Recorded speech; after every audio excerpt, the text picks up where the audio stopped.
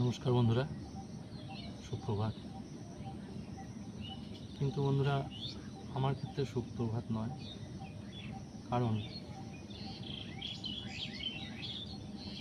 আপনারা শুনেছেন কিনা জানি না, 8ই জুন ভোররাত্রে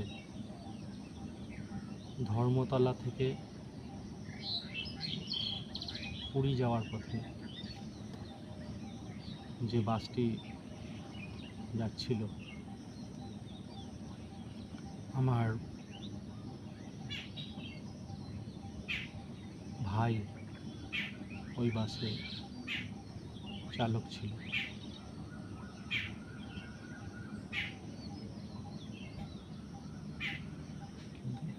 খুব খারাপ পরিস্থিতিতে তার অ্যাক্সিডেন্ট হয়, দুর্ঘটনা ঘটে।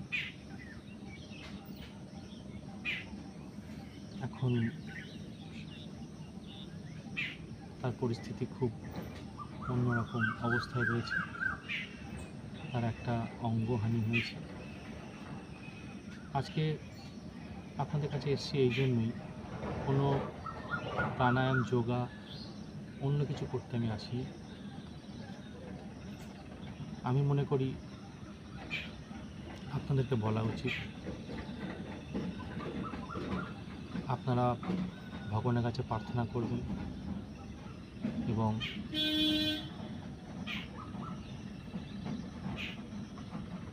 জানাবেন ভগবানকে যেন ওদের পরিবারটা স্বাভাবিক থাকে। বাচ্চা আছে ওদের দুটো। ওনার স্ত্রী, আমার ভাইয়ের স্ত্রী খুব লড়াই করছে, ওকে আপ্রাণ চেষ্টা করছে স্বাভাবিক জীবনে ফিরিয়ে আনার। কিন্তু বন্ধুরা, স্বাভাবিক জীবনে তো ফিরে আসতে পারবে না যার একটা অঙ্গহানি হয়ে গেছে। আরও দুজন ছিল, একটা পাইলট ছিল আর একটা হেল্পার ছিল। তারা দুজন আর পৃথিবীতে নেই। খুব অস্বাভাবিকভাবে তারা মারা গেছে। আর ভাই প্রাণে বেঁচেছে, কিন্তু প্রচুর পরিমাণে ক্ষয়ক্ষতি হয়েছে তার শরীরে। আপনাদের কাছে হাত জোর করে অনুরোধ করছি, আজকে সাবস্ক্রাইব, লাইক কিছুই করতে হবে না, খালি আপনারা ভগবানের কাছে প্রার্থনা করবেন সে যেন ভালোভাবে বাড়িতে ফিরে আসে। সে কটক হসপিটালে রয়েছে, সে যেন বাড়িতে ভালোভাবে ফিরে আসে, মানে জীবনটা নিয়ে। আর সে যেন ভালো কর্ম করে খেতে পারে, এই প্রার্থনা আপনারা জানাবেন ভগবানের কাছে। আর কিছু বলবো না।